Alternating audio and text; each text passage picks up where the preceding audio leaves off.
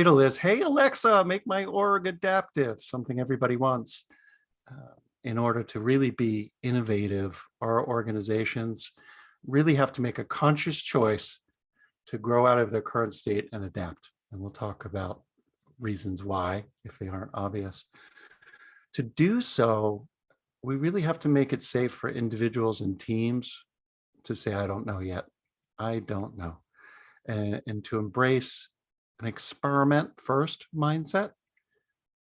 And then we can learn from our successes as well as our failures. But the catch, of course, is it's not as easy as just saying to your smart device, make it so. Turns out, though, and we've been using this process for a while, that there's a logical way to get started, and then you can dance as you need to. I'll walk you through, share how each of you can cultivate the conditions necessary for what we call deliberately developmental organization, one that's growing, that has people's teams with the ability to adapt to the ever-changing conditions that are in our environment, that are happening faster and faster, and where everybody can be learning and growing at their best. I want to start with a bit of storytelling, and it'll bring it around and weave everything together, I hope. I have this photo. This is a family photo that I love. It's framed on my study wall, and it's a selfie of my daughter, Isabel, and me. We're in the cockpit of a two-seater Cessna. She's in the pilot seat. We both have the biggest smiles on our faces. A few years earlier, she had announced, she came up to the kitchen table. She knew what she wanted to be when she grew up. She had all this energy. I want to be an astronaut. I want to be an astronaut. Like, oh, that's really sweet, honey. You know, when I was your age, I think she was 12, 13, I wanted to be an undersea explorer, just like Jacques Cousteau. And she stopped in her tracks and she said, no, Dad, I'm serious. I'm going to Mars.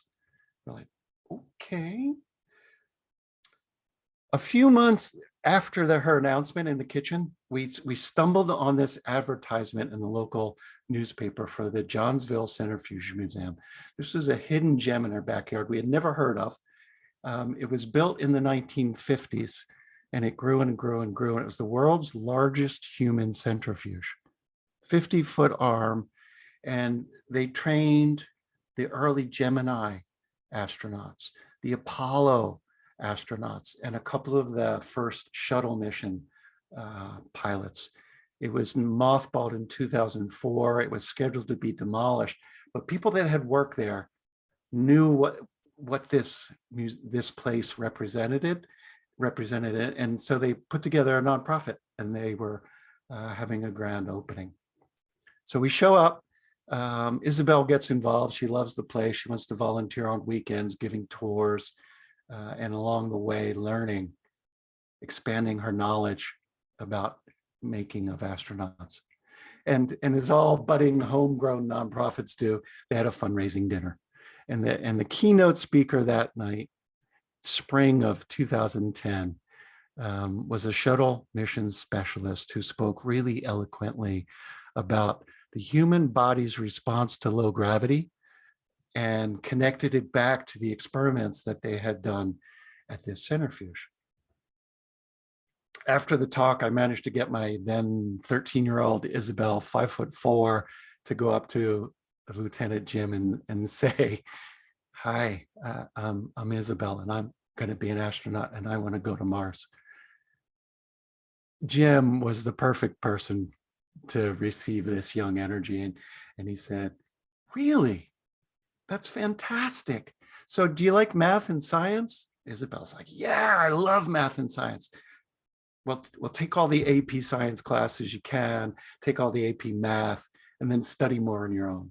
She's like, yeah, Jim, I'll do that. And just as he's getting ready to turn and greet the next person, he says, oh, and get some flight experience. That wouldn't hurt. Isabel looks at him and says, flight experience? I'm sorry, what do you mean? And Jim looks straight-faced, learn to fly. Learn to fly? And I look at Jim and he looks at me and I'm like, oh no, you didn't, Jim. Well, this photo was taken 3 years later after that fundraiser. Isabel had learned to fly, obtaining her pilot's license before she got her driver's license, which made teaching her to drive the family car a little bit interesting. If any of you have sat in one of these little two-seaters, on the ground, you steer with your feet. And so she gets in the car, she's not holding the steering wheel, she's pushing the pedals, and she's like, why isn't it turning? Well, she was taking me out to lunch to say thanks at this all-day breakfast joint in Trenton, the airport diner at the end of the runway. Her way of saying thanks. Thanks for not being one of the 1,000 things that might get in the way of her pursuing her dreams. Now, she learned to fly seated next to an expert with checklists, controlled failures, constant repetition until she achieved basic competence. And then she moved on to develop mastery, which she demonstrated when she flew solo over familiar terrain. This is a safe environment where she was able to learn at her best. And so I invite you to ponder the following. Do all of you currently experience an environment where you, your teams, can be learning at their best? I suspect there's some gaps. Sounds small for some of you, maybe canyon size for others. It's because it takes a really intentional, mindful, and consistent set of acts to create the safe environments that are filled with potential for individual and team growth. And I hope that the framework I share today helps you create it. Depending on your situation, it might be hard, but the payoffs are really worth it. We see increased creativity, better innovation, reduced burnout, and no stigmas around failure. It's long been said that the hardest 3 words to say in English language are, I love you. I don't know that we say them at work. We might say them. We might show appreciation, but I really disagree. It's really much harder for people to say, I don't know. And I believe in too many organizations, too many people are doing a second job that nobody's really paying them for. They're trying to manage other people's impressions of themselves, covering their weaknesses, areas that they could benefit from learning. So I invite you all to take this journey with me today and imagine a workplace safe enough for everyone to take off those masks. If you haven't read this book, The Everyone Culture, grab a copy. I had the opportunity to speak with one of the co-authors, Andy Fleming. And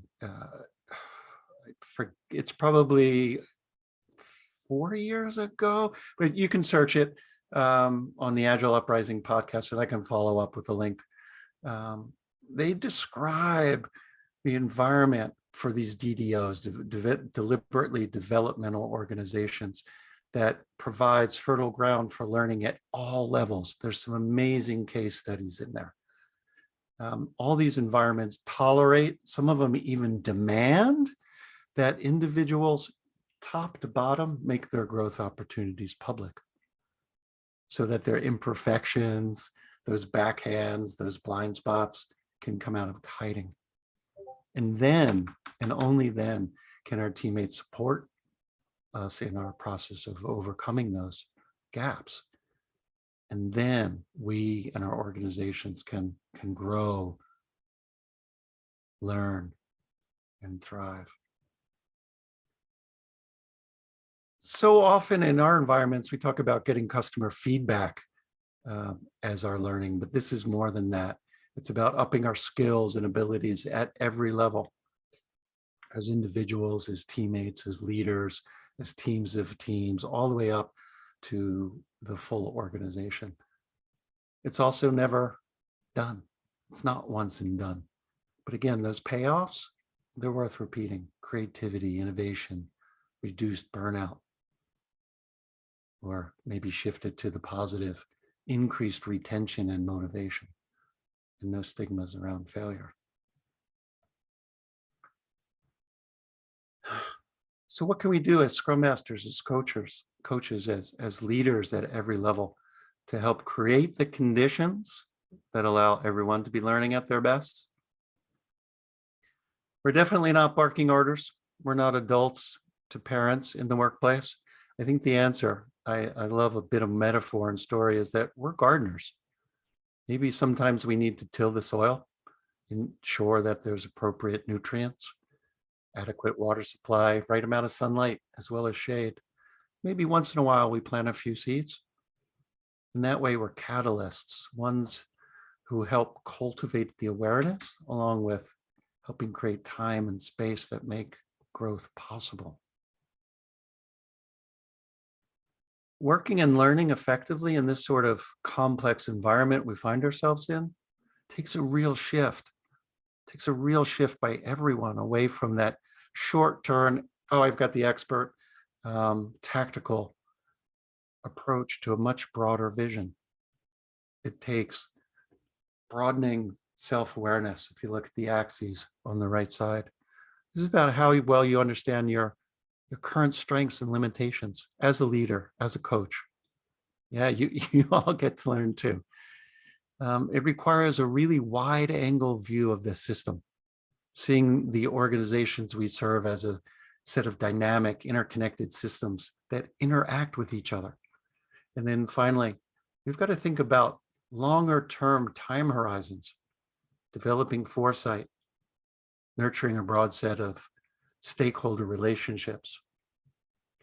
Bill Joyner has this wonderful book. If you haven't read it, definitely worth a read. The PDF will have live links for you. So here we go. Quick overview of the framework I'll explore today, 6 steps. And as we get to finish each one, let's open up conversation, have some Q&A, idea sharing. Again, we can use Zoom reactions, Zoom chat, or I'll just stop screen sharing and see your faces. To get started, crowdsource an inventory. Keep it simple. Maybe you pick a pilot team and you focus on what that team needs to be successful. I think many of you have read Lisa Atkins' book and are familiar with her Marketplace of Skills. Management 3.0 from Jorgen has something similar in the team competency matrix. And there's something in the pragmatic programmer, a knowledge portfolio. These are all wonderful models, and I've used them from individual to teams all the way to the enterprise. And I've borrowed a bit from each of them. What I've noticed, though, is all of these models tend to be a static snapshot in time. Who do I go to learn about this? Who's the expert, the resident expert on that? So I've added in this an additional layer, that of time, not just the present, but looking ahead. Let me unpack this a bit. So use any divergent brainstorming tool you like, from stickies to something digital, and have a conversation. Get your pilot team together and say, we need expertise in blank to be successful here. And just do some divergent brainstorming. What do we already know? What do we want to learn? What do we need to be most successful now, short term, and in the foreseeable future? And this, don't limit it to what each individual team member wants. Look at it broad, go big. What do we need collectively? To help jumpstart people's thinking, I often provide a wee bit of structure, 3 to 5 buckets to prompt thinking and collect information. So the examples I'll show will be for a software development team. So we put the bucket of language technology, processes and skills, processes and practices, and soft skills, the people stuff. Come up with not too many, not too few, just enough to populate. If more emerge, so be it. Here's an example we did with a mobile native development team a few years back. If you're all mobile people, maybe some of the particular languages and technologies dated, doesn't matter. But we did this async. over, I think it was a week, maybe two. We just populated the sheet as ideas came up. And again, following the prompts, what do we have? What do we want? What do we need in each of these three buckets? And again, the emphasis is on we as a team. We'll see how individuals play a role in a minute, but this is about creating a broad inventory. It's like any brainstorming session. The idea is quantity, lots of blue sky, not filtering. We do that later. It's not about decision making. It's not about narrowing. It's about broad. I forget how long this list was, but it was amazing. And they kind of looked at it, and it was a little bit overwhelming until we did, I think, step 2, which I'll come to in a minute. But let me pause here. Anything confusing so far? Let's fire up chat. So having like a skills matrix as a starting point, would that be helpful to kick off this discussion? Like, hey, here's what we're currently aware of, and individually give us your list of things that you want to learn personally, right, for your growth. And also, of course, as a team to achieve our goals, our organization's goals. Here are some additional skills, because I think it goes hand in hand, right? Yes. Your personal growth, learning something new, as well as, of course, if it applies directly to your organization's goals, great. But if it even indirectly helps, I think that's something that goes into the list, right? Absolutely. And if the list is long, we have to prioritize it like any backlog, and we'll get to that in a moment. Yeah. But so have you ever used skills matrix for just like capturing that, Andy, as a starting point? Yeah, oftentimes when we launch a new team, the first thing we do is who knows what? Yeah. And then we go, okay, are there gaps? Are there other teams that we depend on for certain knowledge? How are we going to, okay, add that. That's a gap. We got to close that, because the goal is to be to reduce the dependencies external to a team as much as possible. And this process will help expose that and then prioritize the learning matrix. Anybody doing something similar? Yeah, that's we've kind of had new leadership. So I think that's something that we've begun doing as a team. So in our team meetings, I think we kind of prioritize a list of things as a group that we want to achieve, not specifically at a larger organization level, but mostly just for our team. So I think we're probably a pilot team, as you're referring to, right? Yeah. So it's just, we're trying to do it within a smaller group and then present that maybe at our VP level. So we're kind of just kicking off the whole process. Wonderful. So I'm looking forward to learning more. Yeah, and that's a wonderful, we've done that many times, right? What's the expression? Don't boil the ocean. Pick a team, prove it, make it work. And at your iteration reviews go, oh, by the way, what's that card? Learn this thing. Oh yeah, we learned this and we applied it. And here, our velocity, our quality, whatever, here's some key indicator. It's moving in the right direction. And then the question, and you alluded to it, is, wow, how do we scale this? And that's part of step 4. Yeah. And I'm sure you're going to probably walk us through some templates, I guess. Maybe. That's not a bad idea. All right, step 2. So again, using this mobile team, we set a time box. We're like, this list, we could add to this list forever. Maybe it was one iteration and it's good enough for now. And now we want to move on to facilitate, okay, what's our current snapshot of skills and what's our aspirational level of competencies? So we move things out of the previous tool, put it in a spreadsheet, because that's the tool we had, and people indicated with an N for now and an F for future. How far out is future, you might ask? Situational. It's not days, it's not weeks, it could be months and quarters, depending on the type of skill that was ready to go. We asked the team, how they wanted to do their competencies, and they chose a rather simple model of competency taken out of the craft world. Apprentice, yeah, I heard of it. I dabbled it once or twice, but I'm just beginning. A journey person, I can do it. I'm not really great. And then from craft master, probably falling out of favor, let's call it expert, because we keep it simple. There are many other models out there. The Dreyfus model of skills development, here, novice, advanced, beginner, competent, proficient, expert comes up again. And some people are like, I don't like that word expert. How about magnificent? Like, absolutely, make it your own. But all of these, as long as you agree to what they mean, competence from Dreyfus is, yeah, I understand how these things relate. Proficient is, I can deviate from normal when necessary, and magnificent is like, I don't even follow the rules. There's rules. I just intuitively grasp this. I just do it.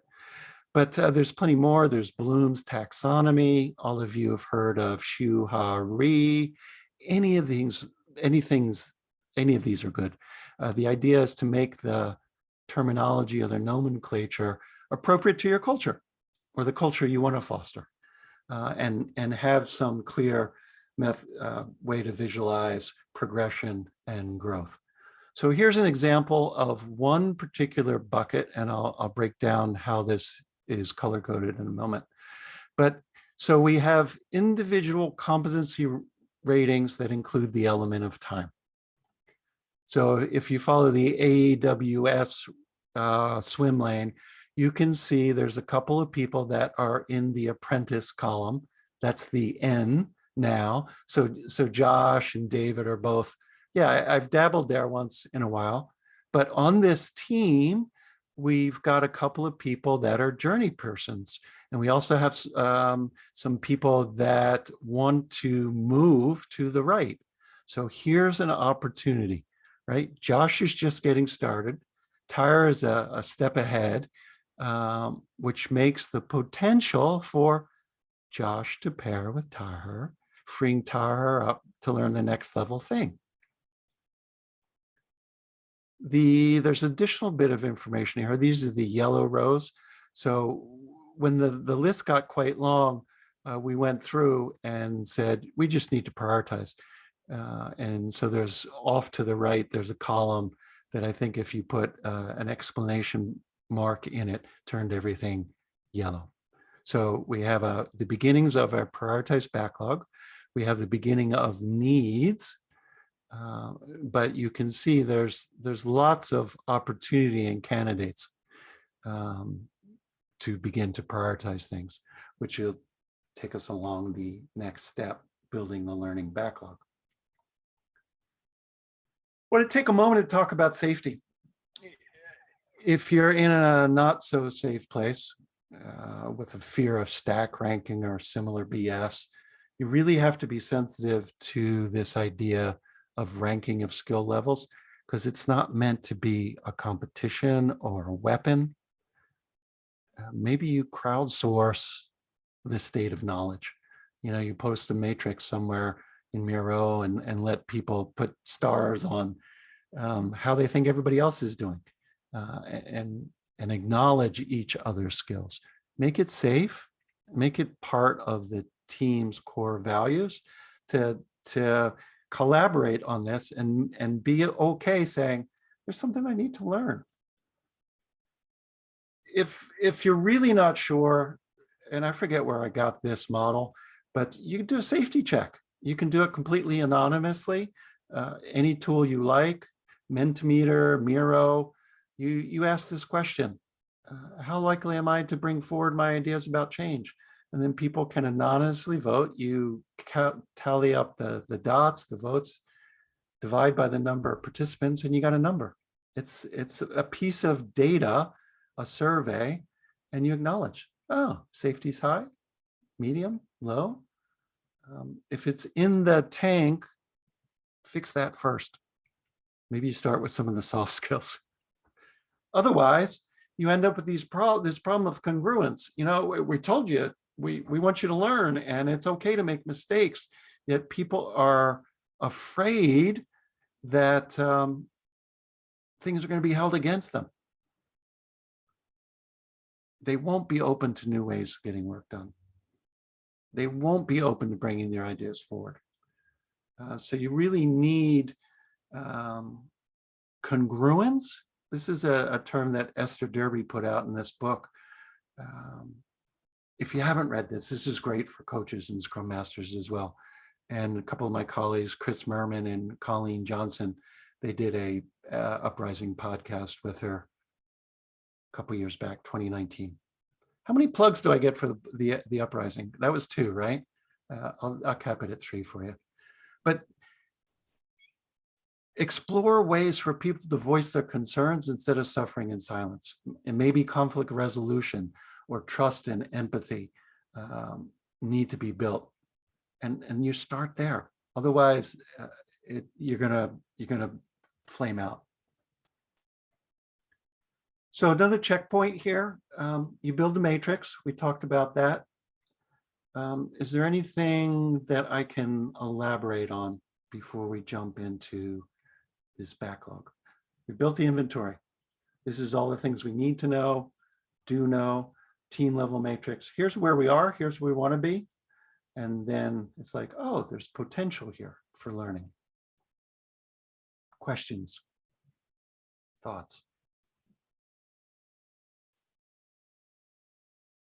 So the indicator that you had as like N versus F is basically something that we're currently aware of now. So it's their current level of expertise, right? That's what N represents, right? Yep. Yep. Wanted to confirm. Yeah. Cool. There's probably better ways and easier ways to do it. This was back in the before times, and we had a Google Sheet, just like collaborate. Where are you now? Where are you in the future? N and F made sense. But it shows the depth of skill within a team. And this was a team where it was okay to say, I don't know anything about this AWS stuff. And somebody says, well, I know a little bit, but I want to learn more. So let's get together. Yeah, and also it kind of puts together the opportunity, for the team to grow as well, right? And it surfaces, like, as you mentioned, Josh could pair with someone else on the team to say, okay, we're gonna learn the skill together, or I'm gonna help you learn what I know. And it is where we go. Wonderful, a wonderful way to build resilience, right?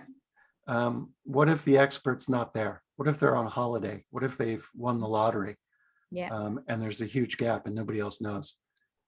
Many companies face that today since the Great Resignation started. Like our expert finally flamed out and said, I'm out. And we didn't take the time to develop anybody else. Yeah. So that leads us to the next thing. You've got this semi-prioritized matrix. And so the idea then is to build a learning backlog where they are versus where they want to be, and a plan to close some of these gaps. I highly recommend you use whatever tool your current backlog is in, tag things in such a way that it's part of the team's regular refinement, planning, and review. So this team, when they looked at the priorities that were highlighted in yellow in the matrix, they began to build this backlog.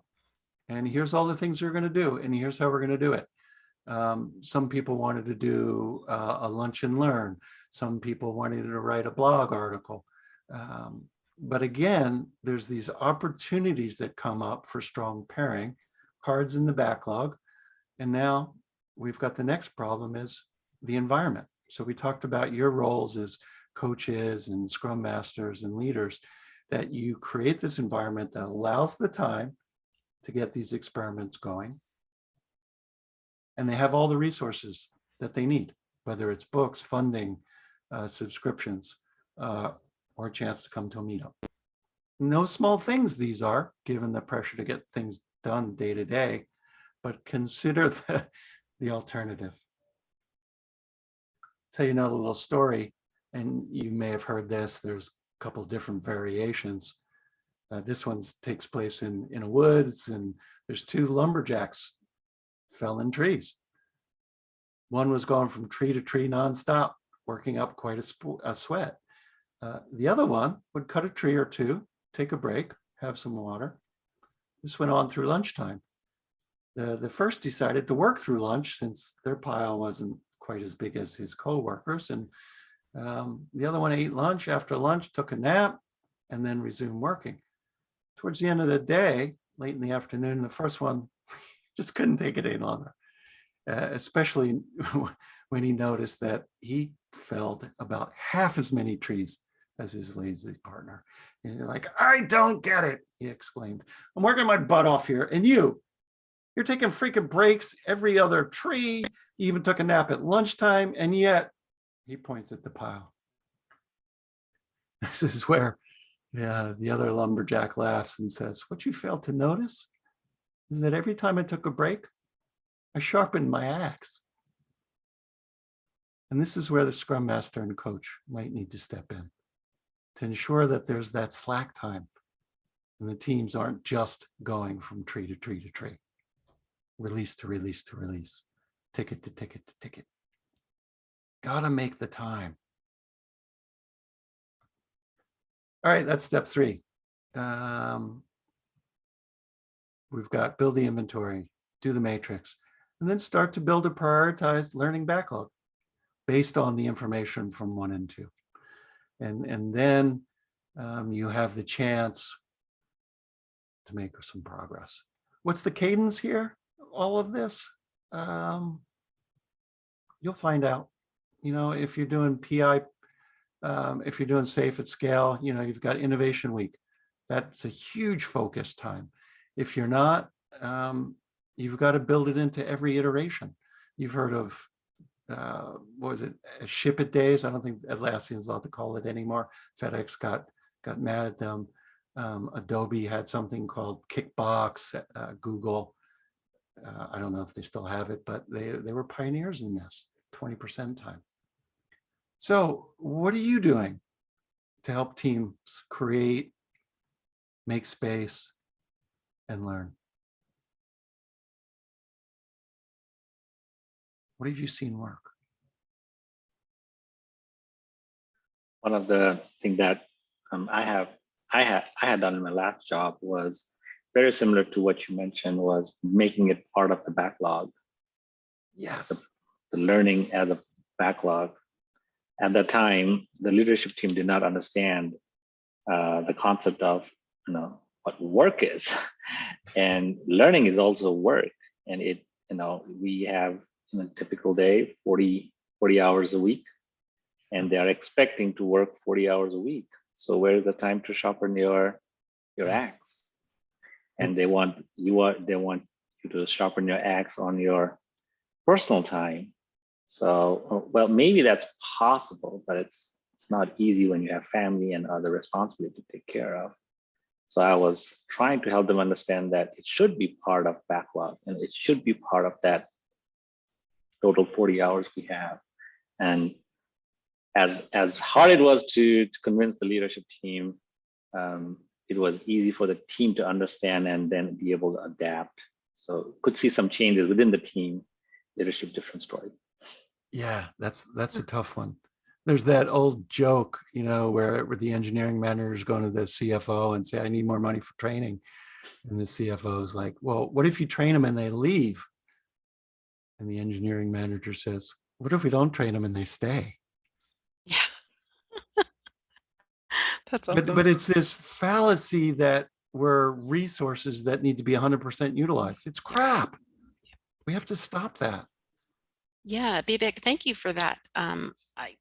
What I'm taking away from what you said is goes back to the idea of safety, right? So if my leadership is telling me you have to learn everything that you need to know to do this job on your own time, I'm not going to feel safe going in saying, hey, I'm weak in this area. I would like to learn this thing, because I know that's going to be not supported, and it might not be worth it. So yeah, I mean, it really kind of plays into that. it's a huge hurdle if leadership isn't supporting. Bill Joyner's book is written towards the leadership mindset. I don't know if it's appropriate to leave a copy on the leader's desk or something else, but they need to grow too, right? But they think they hire for skill and that's it. And if they need a different skill, you just go order it off a Beeline and you get it. The onboarding time, the knowledge transfer that is blown away when that person leaves is just dramatic. And we'll cover some things, I think, in a few of organizations that didn't see that, and they aren't here anymore. I have a quick question on that one, since I'm not sure, Andy or Lori, you brought up about, have our resources be on max capacity that you can, and chunk out, as much as you can, right? So when the leadership team is viewing our team members as resource, it is the mindset that automatically they are not people. Exactly. And so how do we change our language that we can use a different word to help them feel like, hey, these are human beings. They are valuable. They are not a software or a computer or a laptop that we use as a resource. How do we do that? I am still trying to find that out. I know this is going to derail what you're trying to say, so I can take No. It's a towards the wonderful end. question. It doesn't derail us. It depends on your environment, and if it's not safe to bring it up, if you can't change your environment that way, there's another way, right? You change where you work. Well, let's say if you can't change where you work, change where you work. We approach it with humor as coaches, and maybe we get away with it because we're external. We hear the word resource and we're like, what's that? Resource? So what are you? Overhead? And they're like, what are you talking about? And then we'll have another conversation of, there's a bunch of really wonderful videos about resource optimization, and there's different ways to get through. To be like, a highway has a certain capacity. When it's 100% utilized, what's that like? Parking lot. It's bumper to bumper. Yeah. There's no slack. There's no room. And you have one sun glare. You have one tap of the brakes, and the whole thing grinds to the halt. So when we force our teams to work at 100% capacity, actually, our lead time goes to infinity. You introduce a change, and your productivity goes to zero. So, there's lots of metrics you can do that show that it's a fallacy, and it's assembly line thinking. It's Henry Ford, it's Taylor, it's Gantt, and that's not the way our creative knowledge work operates. And there's lots of exercises that we can share and walk a leader through in 5 minutes to get them to go, okay, I get it. But it's going to take another couple of months, if not years, for them to stop falling back to that. Yeah, you're just a resource. You need to be busy. You need to be occupied 40 hours a week. Okay, some of it might be learning time. And we can talk about metrics in a bit. And if you can sneak a pilot in and you can show measurable results that provide business value, you have a better chance of succeeding with the leadership that says, no, I just need these people to crank out code all day long. If I need somebody to learn something new, I'll just go buy that off the street. And you're like, how long does it take to ramp that person up? What happens when they leave? Oh yeah, right. So thoughts. Let's keep going. So let's assume that you've got a pilot. It's been successful, whether it's under the cover of don't tell anybody, or you're sharing it. The next thing, if you got more than one team, there's an opportunity to scale these learning experiments. Guilds is a good way. There's other terminology out there for sharing knowledge, skills, capabilities, special interest groups like this. You've got COEs, you've got COPs, you got birds of a feather, whatever you want to call it. Just don't call it a committee. But these are all authentic groups of people from which a collective intelligence emerges. This is a wonderful book from Amy Edmondson, psychological safety fame. And this idea of a COP, it's not a new idea. Since we got together as clans and tribes, there were knowledge sharing as part of our social study, our social structures. We gathered around the campfire to talk about what's the best way to corner a prey, or how do we shape arrowheads, and all kinds of other things. You're all in Colorado, which mushrooms you could eat and which ones you should stay away from. There's a number of fundamental characteristics of these types of groups. They're a community of people. It fosters interactions. There's a willingness to share ideas, ask questions, listen, and come exposed that we're here because we need to learn. There's some common ground, this domain knowledge. Here it is, coaches and Scrum Masters. And third, there's a bunch of shared practices, which manifests itself as shared language, shared ideas. Just like with your experiments, there at the team level, there's lots of different community design possibilities. Bootleg, it's only visible to people in the know. Like we've got a couple of teams, we're sharing knowledge about this new thing, and there's a secret handshake. It could be legitimized. It's officially sanctioned as a valuable entity. The organization says, yeah, we know you exist. The next level, it's supported. It's provided with some budgeted resources, and I mean resources in the way we understand: money, time, equipment, books from the organization. And finally, it could be institutionalized, given some official status and function, like the LACE is in many organizations that are at scale, where they have a lean, agile center of excellence. There's hub and spoke models. But as coaches and Scrum Masters, if you're getting started, don't worry too much about the end state. Just think about community design as an invitation, a catalyst for growth and development. What will encourage a healthy garden? Energize participation, allow time, as well as sharing of ideas. To borrow one of Esther Derby's phrases, start a fine experiment. Fast feedback, inexpensive, requires no permission, and it's easy. Start, if it's bootlegged, legitimized, doesn't matter. Just start. Whatever you call them, they are often organized around roles and technologies, like us, Scrum Masters, coaches. But here's an idea.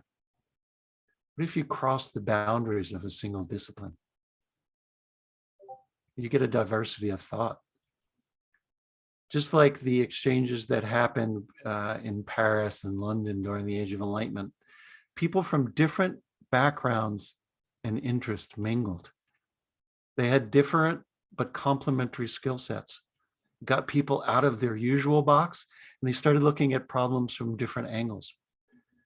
Something magical and really important happens when that happens. You get these yes and conversations where my hunch meets someone else's hunch, and these coalesce and become really innovative ideas. And then everybody in the room gets to sharpen their axes together. These communities of practice, they don't necessarily work together every day, but they do spend some regular time together as a group. They discuss their situations, their aspirations, their needs. They have some time to ponder common issues, explore ideas, act as sounding boards. Sometimes they create tools, standards, designs, documentation. But however they go around about this, they learn, they accumulate, and they share knowledge together. If you want to do a deeper dive into some of these structures, look at Wagner's book, Cultivating Communities of Practice. And again, the PDF that we share out later will have a live link. I think it's to Amazon. I'm not sure which bookstore I pointed to. So, guilds, what are you doing that's working? You have some structure that you've tried? I mean, within my team, what we've done is to keep things very simple, we have office hours that are led by our dev lead for the entire team to cross-learn. It's mostly focused on the work that we're doing, the technologies that we need to learn for specific to that project. Awesome. But that's a starting point. We've tried lunch and learns. We do that for like a larger group, where all of the backend services, for example, kind of all of those developers come together. It's very informal. Like we spend the first half hour just talking about, hey, here's this cool new thing I learned. And that's what, one of the team members shares. And then the second half is, how can we all like apply, if it's applicable, right? How can we apply it across the board for other teams? And can someone help each other out, right? So those are the interactive conversations that we have. So it's extremely informal, no fancy presentations. It could just be someone pulling up code, running, something in their IDE and just sharing, hey, here's some results of what I've learned. So extremely informal. I'm curious, when somebody new joins the organization, how do they find out about these? Because that's something we struggle with, particularly at scale. As coaches, we come in and we're like, oh, somebody here has got to know something about this. And people just throw up their hands because the place is so huge and you can't walk around and ask. So how do you share the existence of these practices? So the smaller informal groups that I'm referring to is team focused. So we've kind of the onus is on the respective teams to say, hey, there's this cool thing that the team's working on. We have this meeting every month. So it's basically just word of mouth within those teams, which could be a team of 20 people. Not super, it's not ideal, but that's what we've got. But when it comes, it works, But when it comes to larger COPs, like the Scrum Master COP that we have at the organization level, which has hundreds of people joining that group, that's where it gets challenging. What we do at Charter Communications is we lean on LACE. So whenever they have their trainings, which is something that we're trying to inculcate as well as a culture that, hey, if you're new to the role, here's a list of trainings that you would go through. So they would leverage those trainings to promote the community of practice and say, hey, reach out to this DL and they could probably get you set up, add you to a specific WebEx room or whatever, right? So those are some of the basic things that we're trying to do is lean on institutions, right? As you were saying, like the LACE. To kind of help drive some of that communication. But apart from that, of course, again, it's word of mouth, right? It's basically, hey, I'm a Scrum Master in the team. I know about this community of practice. I'm onboarding a new Scrum Master. I kind of pass on that knowledge that, hey, there's this group that can help you out, learn new things. They do cool stuff. So wonderful. That's kind of how we've done. I'm not sure if it's working out for the best, but we do see great participation at some of the sessions that we schedule internally. So all I can hope is, yes, it is helping the community. All right. 5 and 6 will help you find out if it's working. Yes, I'm looking forward to that. Measure early, measure often. A couple of my favorite quotes. Why measure? Well, otherwise you're doing analysis without numbers, which is only an opinion. And if all we have are opinions, who are we going to use? Collecting and using data is really going to help you to establish feedback loops, amplify your learning. And if you're struggling to sell the idea of learning time, give you some bargaining chips. So there's many, many ways to measure. Here's some starting points, buckets, and maybe you pick one or two buckets. Process health is about day-to-day delivery activities, release. This is measuring or tracking impediments to the holy grail of CI/CD, that ability to really sense and respond in real time. Product development, how well are you meeting your features, meeting your users' needs, technical and code related things, test coverage, build time, code complexity, all that other stuff. And then people and teams. We don't have enough time to do a deep dive in all of these today, but again, PDF will have a link to some more information. But I do want to take a minute to talk about my favorite category, people and teams. Unlike most of those other buckets, this is a leading indicator. Think of it as a well visit to the doctor. You get a checkup. You're getting early indicator of, I don't know, blood pressure, cholesterol, those sort of things. And this category gives you great insight into the constitution of the team, the amount of congruence or counter incongruence, levels of psychological safety. And one thing I want to make clear, this is not about happiness. This isn't about making employees happy per se. I was talking to Dave Snowden. This is my shameless plug number 3, if you're counting. There's another Agile Uprising podcast. And he said something that we're not trying to create happy systems. Happy systems are complacent systems. They don't learn. It's problematic. I'm like, what do you mean? And he's like, come on, complacent systems. You want me to give you a list of names? Everybody, every logo on this slide here, they were once happy individual industry leaders. Happy. They were at the top of their ecosystem until one day they weren't. Somebody else introduced some stressors into their systems and they couldn't react quickly enough. They couldn't learn quickly enough. They weren't innovative. They couldn't adapt. And they weren't resilient.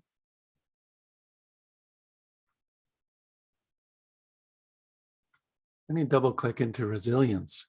This is that capacity to deal with stress.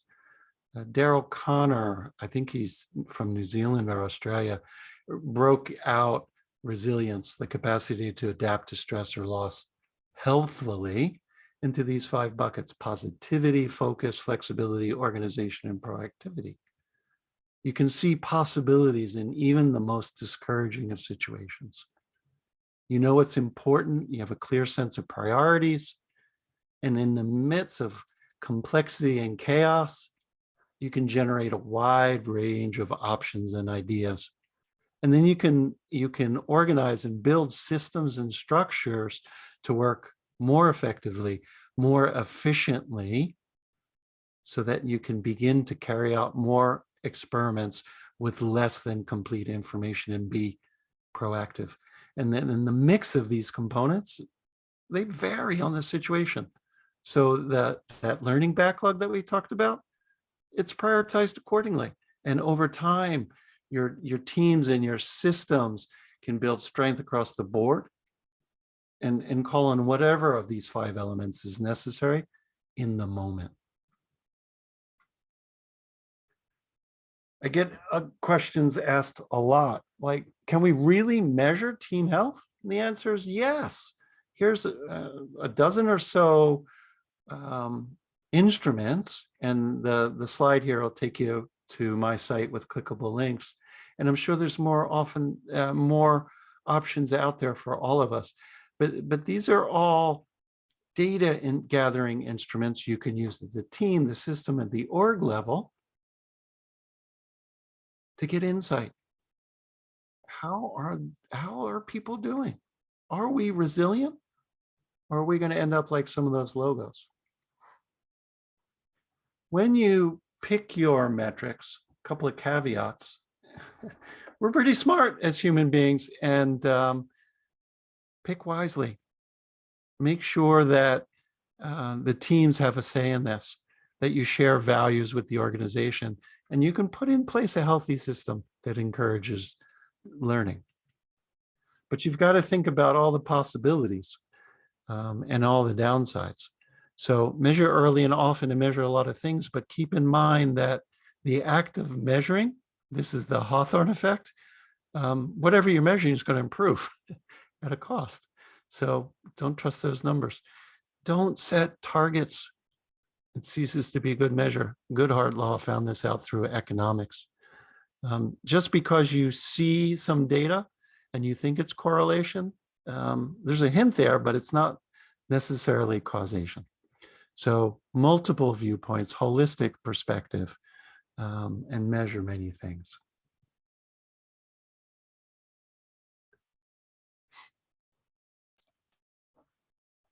If, for example, you're struggling and you've got this pointy-haired boss that wants 100% resource utilization, and heaven forbid you mob, right? Because what, 5 people around one keyboard and only one's typing? Measure time spent mobbing, the actual cycle time or lead time, and something like quality, right? We all know instinctively that waiting 3 days or 2 days or even 8 hours from a pull request or throwing things over the wall for UAT doesn't help cycle time. It doesn't help productivity. Learning to do more TDD and unit test coverage combined with, well, how often do we release? How hard is it to push new code? There's endless things that you can do. So don't overdo it, but make sure it's holistic. Thieves of Time is a wonderful one. Dominican de Grandis has a book called Making Work Visible, Optimizing Work and Flow. She talks about the 5 thieves of time. Wonderful concept. Anybody can understand it. HIP, Happiness, Innovation, and Purpose. Sandy Mamely, Nomad 8 came up with that. You can measure these things at the human level and look at how things flow through your system and devote more time to learning to deal with some of these things. And then you can demonstrate beyond too much of a doubt, nothing's bulletproof, that it's working. So 1, 2, 3, 4, 5, measure stuff. What are you all measuring? Hopefully something beyond velocity. What are you struggling with? I think, we're trying to measure, instead of how many widgets do we complete, we're trying to improve our estimations. We're trying to create more predictability by showing how much the team has completed compared to what they said they would at planning.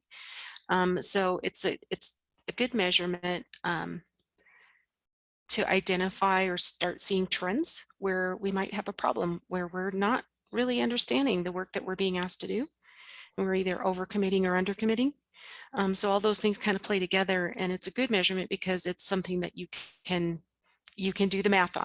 You can grab some statistics and some numbers and show how the team has improved over time, or where we have things that need to be addressed and improved. Yeah, and that's a wonderful approach. And what you find out may shock you, right?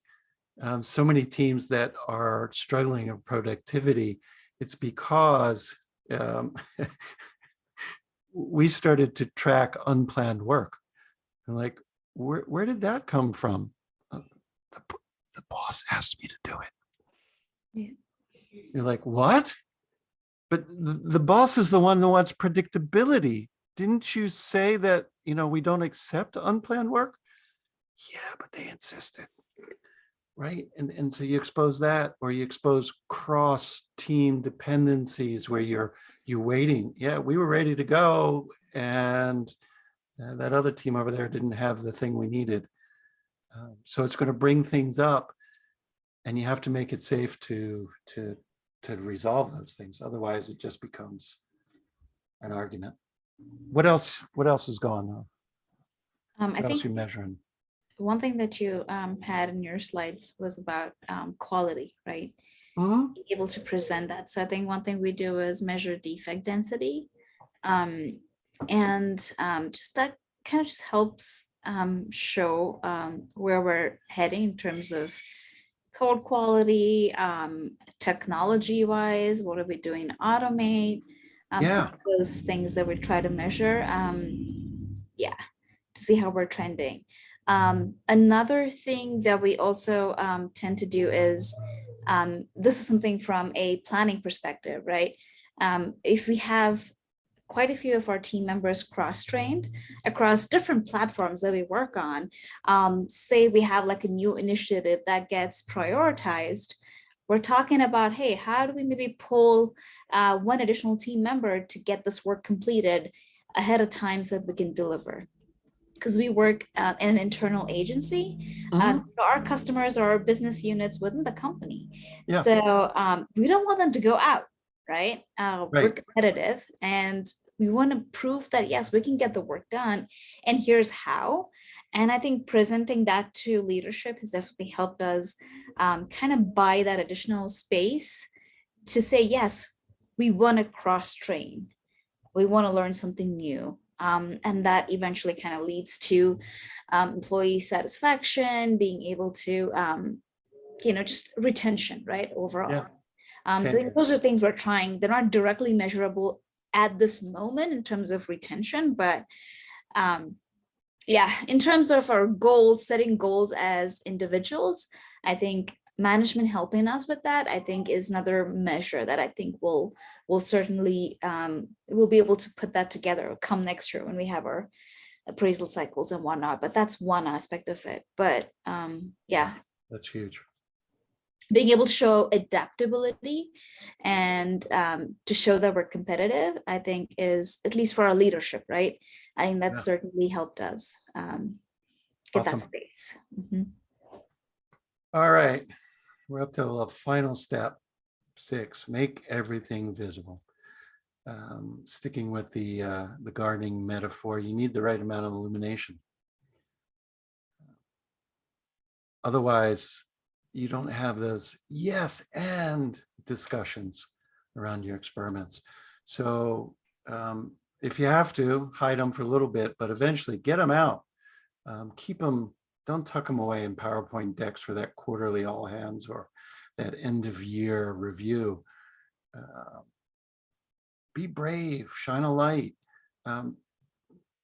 highlight something at every iteration review. From a team perspective, when you make things transparent, they build up an awareness of what's working and what's not. A broad level of inquiry expands their field of vision. Maybe they were focusing, in your case, on code quality issues, but hadn't really thought about customer value or how quickly they can test and learn, right? If they're trying to get things 100%, no defects, it may take forever. And you may make a perfect thing that nobody ever uses. So a balanced perspective that shows the good stuff as well as the bad allows everybody to learn. For the people supporting the team, these are the leaders, the PDMs, the executives. If you make it all visible, and this is, what is this? This is Spotify's approach. You get a high level summary of what's working and what's not, with the added benefit of seeing patterns across multiple teams, right?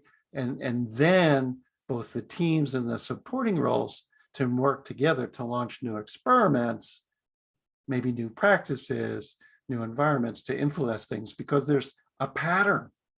And if it's not shared and made visible, nobody knows that the pattern exists. So the benefits of this visibility and transparency is it can build momentum of this initiative, many things. It's going to drive interest. It removes constraints around, my God, you learn that new thing and it increased quality this much, do more. you enable collaboration across boundaries. Sharing from one group to the other. Oh, you tried that and it actually worked. And all of that goes together to celebrate and begin to pierce or lift that curse of any organizational silence. Some of the DDOs in that book I mentioned at the outset had big visible company competency boards. That matrix of where I am today and where I want to be were shared across the entire organization, including the C-suite. Imagine that. Top executives sharing their gaps. Talk about making it safe for everybody. Leading by example. Yes. But this is what it means, right? As an individual, as a system, as an organization, it's a lot more comfortable in the comfort zone. That's why it's called the comfort zone. But as you stretch, there'll be mistakes and failures as well as successes. And so part of making things visible should include recognition and celebration. If you hide it all, there's no chance to reinforce the positive feedback loop that accompanies learning new things. Find a way that's unique to your culture. There's one story, I don't think it's an urban myth. It's about the Etsy 3-arm sweater. Have you heard it before? Do I need the short version or the long version? Long version, I got to hear this. Yes. I don't think this is urban myth, but the details are vary, but you'll get the gist, right? So day one, new hire gets access to a common repo because part of Etsy's culture is a measure of success is how quickly new people can push code to prod. And the goal is to do it on day one. And so they grabbed a ticket from the backlog. It was make some simple CSS refactoring optimizations. They did all this stuff. They passed all the necessary tests through CI, pushed it to prod and went home. I had a great first day. Little did they know, as the change propagated, it brought prod down. The entire Etsy ecosystem white screened.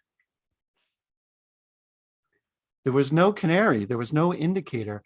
So it took them, I don't know, 24 hours, 48 hours to find out where the problem was, because everybody pushes code all the time, nothing failed. It's like they had to go back through the logs and find everything that was pushed. And what they learned was this new dev, in simplifying the CSS, had removed some JavaScript include for, IE4, some old defunct version. But unbeknownst to everybody else, that JavaScript had something else in it, undocumented, that was vital to the site actually working. They found it. They, rolled back that change, discovered the issue. The new hire figured they'd come back to a pink slip. Instead, they came back to a 3-armed sweater hanging over their desk. It was a celebration of the error. And it had a thank you note from the highest person in the office. Thank you for helping us catalyze organizational learning. It's a badge of honor to get that 3-armed sweater. You discovered something, not on purpose, that nobody knew was a weakness in the system. That act of simple public recognition is the most effective and probably most underused management tools. I played with, when I was doing Scrum Mastering, once a week or once an iteration, vary the standard stand-up questions. Kill the yesterday, today in my way. So what did you learn this iteration? What are you going to learn next iteration? Nurture a growth mindset everywhere you go and celebrate it. So there you have it, in under an hour, the 6 steps. When you start, you probably follow them in order. And then as you continue your learning journey, jump around in a sense that makes it fun. Improv. How do you make this your own? Perhaps you start gathering data at your next retro.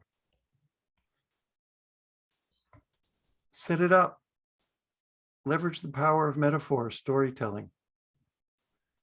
These are some questions that come out of clean language modeling. Caitlin Walker and her partner Dee Berridge. When you're learning at your best, you're like, what? What's time like? Gets to flow. And when something's gone wrong and you've gotten over it, what's that like?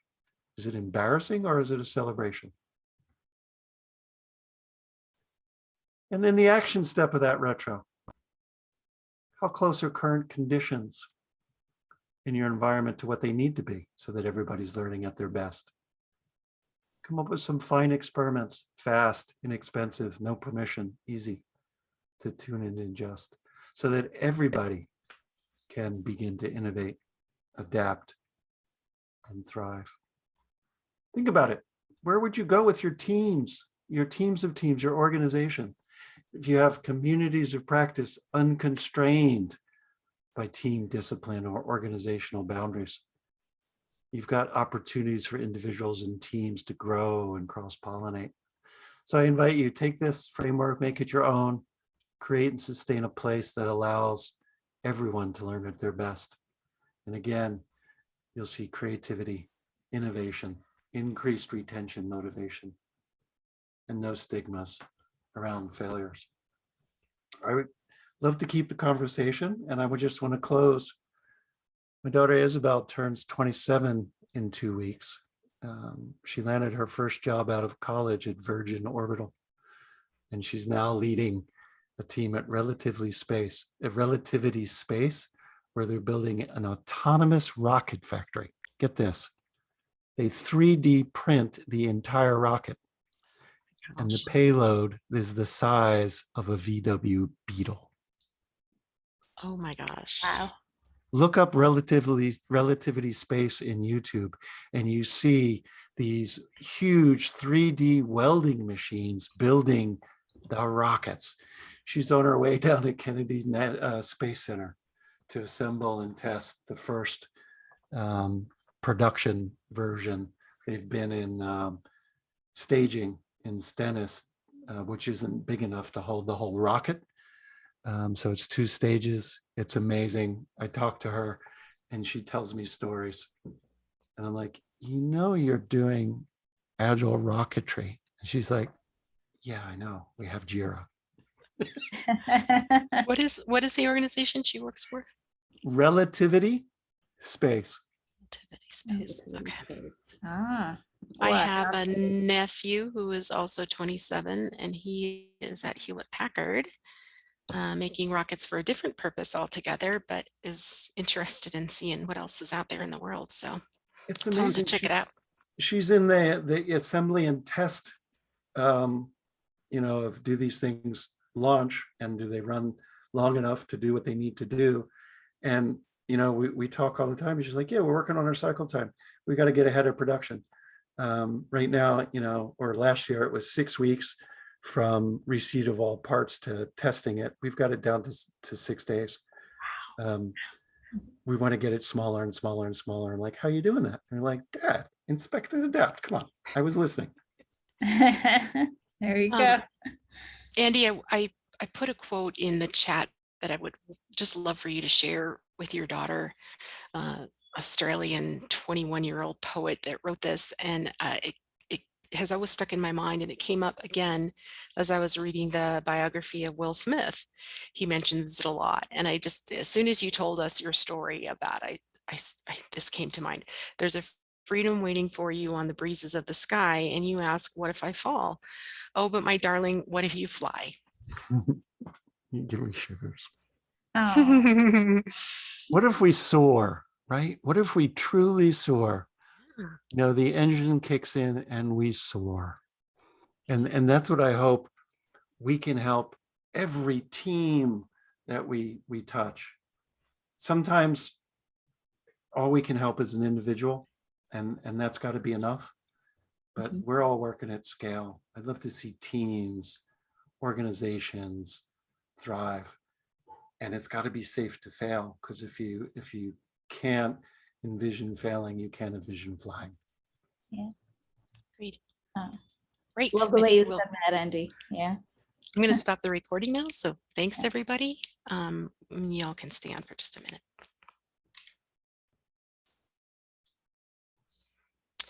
Okay, we have stopped recording. Awesome.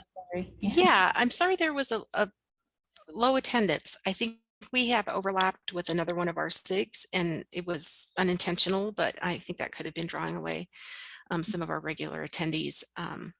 But absolutely fantastic. It has been recorded. It will go out on YouTube. And I will probably send an email out to the Agile Denver group altogether to Super. push some folks there and get your material out there, because I think your deck is, you know, you could follow along with it. So Good. I appreciate it. And you have so many resources that you've shared as well. So I Yeah. think that's going to be extremely helpful, because Mhm. it's Yeah, there's yeah. so much wonderful stuff out there. I wish we all had nothing but time to learn. But again, you know, we got to optimize our resources. We got to put in those 40 billable hours against projects. Mhm. That's right. Yeah. Well, I walked away with the idea now that if I make that an actual item of work, that now becomes a backlog item. Mhm. We can fully justify how we are spending that time and how it is, you know, coming back to us and rewards and measurement. I haven't done it before, but we, you know, we talk about it. We do stuff in development. I'm going to start now carving that out of capacity. Carve it out of capacity. And when you have success Mm-hmm. or failure with learning, make it part of the iteration review. I'd like to Right. show you the features that are out there. Oh, and by the way, we had this Kaizen experiment. We blew everything up, but we reduced our code complexity, blah, blah, blah. We expect in the future, you're going to see blah, blah, blah, blah. And then in the same way that we hope our stakeholders hold themselves honest. Oh, you built that feature for us. It's been live. It's been successful. We hit our value prop on that. Yeah. You do the same thing with your learning, right? Fantastic. We've reduced defect density in prod down to acceptable by learning this new technique. Excellent. All right, Andy, thank you so much for your time. Yeah, my pleasure. Thanks for the invite. It was good to see you, Vivek. Absolutely. Thank you, Andy. All right. Yeah, thank you all. Be Thank you good. for inviting. Thanks. See you down the road. Bye-bye. Bye. Thank you.